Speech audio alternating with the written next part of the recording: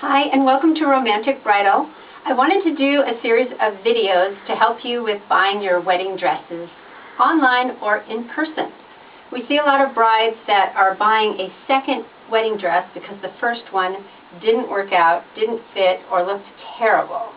So let's see if we can save you money and help you buy a dress that fits better. First, and this video will be about fit and measuring. So, first of all, this is your best friend, the measuring tape. It's all about getting the measurements right and matching it with the dress that's online. And this is not your best friend because the size tag doesn't really mean that it's going to fit you. You don't know if it's been altered, and sizes are very different in the wedding world than in street dresses.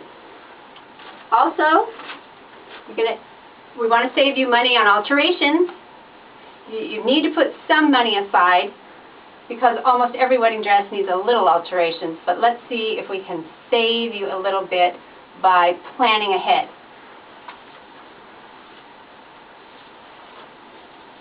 So, let's start with why we need for it to fit so well, and one of the reasons is wedding dresses do not stretch.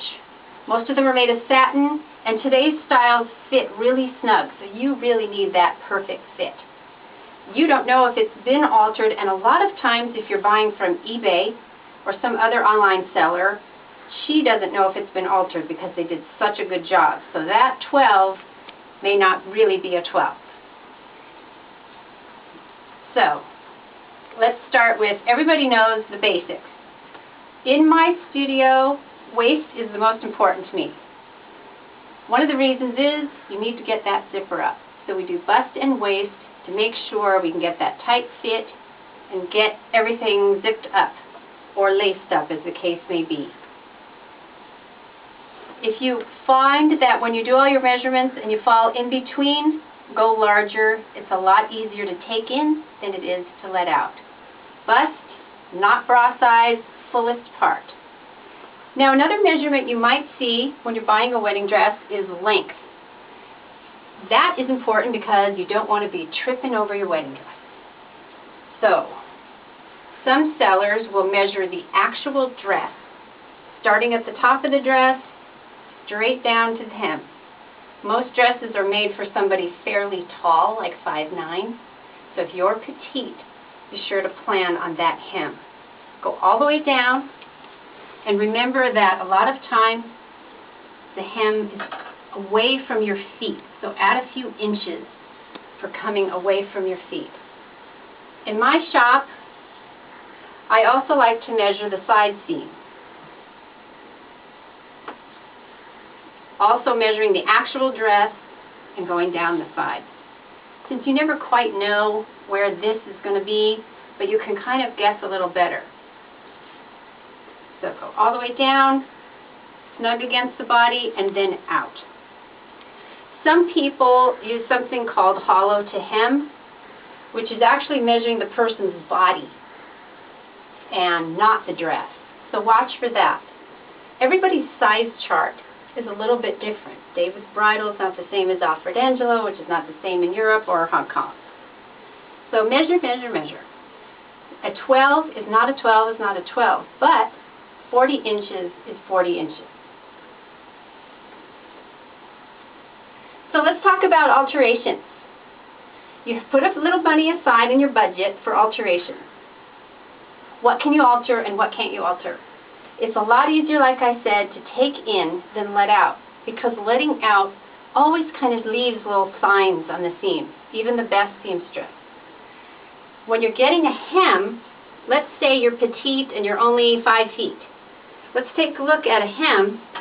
When you're picking your dress, you could see there's a few inches before you start really cutting into the design. So you want to make sure that you're not going to be hemming so much that you're hacking into the design.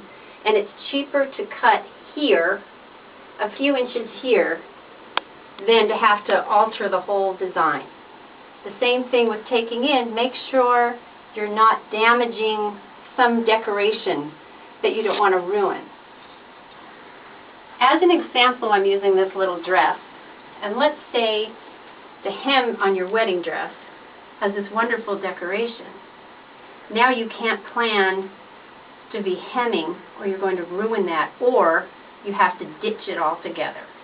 In some cases, she can take it in up here, but that's going to cost you more. So save money by paying attention to what's going to have to go on down here. One more thing that you can do to help avoid alterations is save getting your shoes till later, because let's say you're just off an inch or two, you can either go with a higher heel or a ballet flat to help with an inch or two. And if it's still just a little bit too long, adding a petticoat also puffs it out and puffs it away from your feet a little bit, and that can shorten it too. So if you're planning on wearing a petticoat, be sure to try it on with that. That adds another inch. And undergarments can also help pinch you in and here and there to help you with fit before you start getting the scissors out and altering the garment. So I just want to recap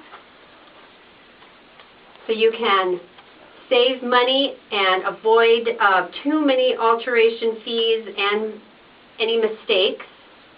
Measure like crazy, watch your measurements, and if needed, go up a size if you're in between sizes.